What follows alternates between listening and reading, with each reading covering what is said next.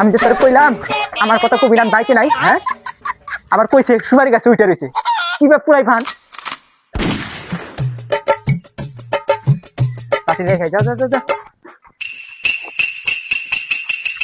ওই বাবু, বাবু একটা কথা শোন তো, একটা কথা শোন তাড়াতাড়ি শোন।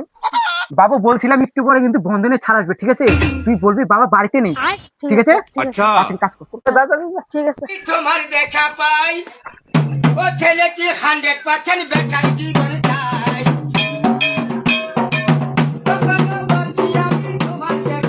দাদা, ও দাদা, দাদা গেটটা খুলেন, আমি বন্ধন অফিস থেকে এসেছিলাম।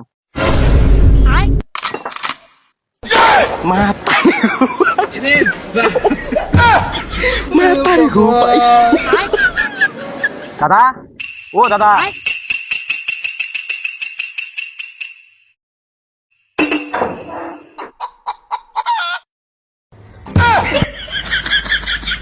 তোমার বাবা কোথায়?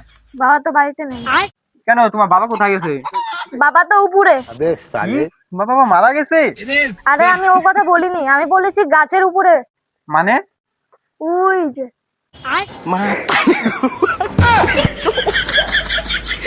আরে দাদা একটু সুপারি গাছে উঠছিলাম তো, এই একটু সুপারি পারতাম আর কি। আচ্ছা ও তুমি কিস্তি নিবার নিয়ে আইছো? দাদা আপনার তো আগের মাসে কিস্তিটা বাকি আছে, তা কিস্তিটা দেন। আরে দাদা বলছিলাম কি, এখন তো বর্তমান টাকা নেই, ঠিক আছে আমি কালকে দিয়ে দেবনি। ঠিক আছে দাদা কালকে দিয়ে দেবনি, হ্যাঁ ঠিক আছে দান যান, কালকে কিস্তি দিয়েই দিব, কোনো ঘাপসা দেবো না, ঠিক আছে যান।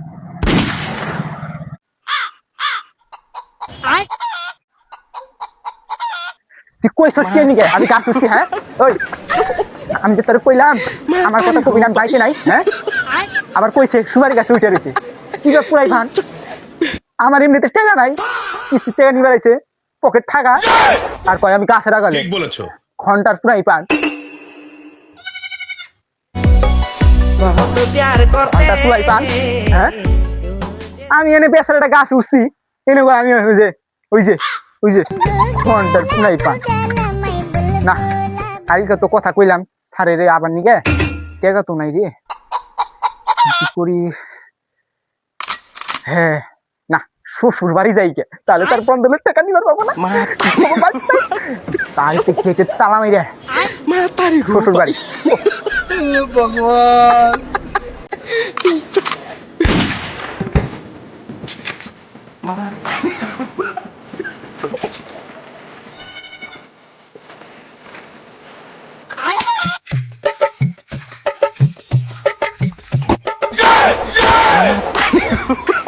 ভগবান মাতারি গো ভাই।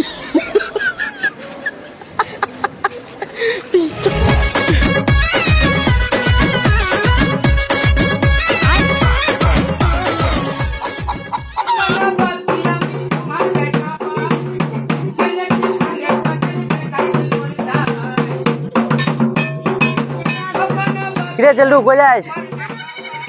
আর বন্ধু কইস না রে, এ তোর বন্ধু শ্বশুর বাড়ি যাচ্ছিলাম।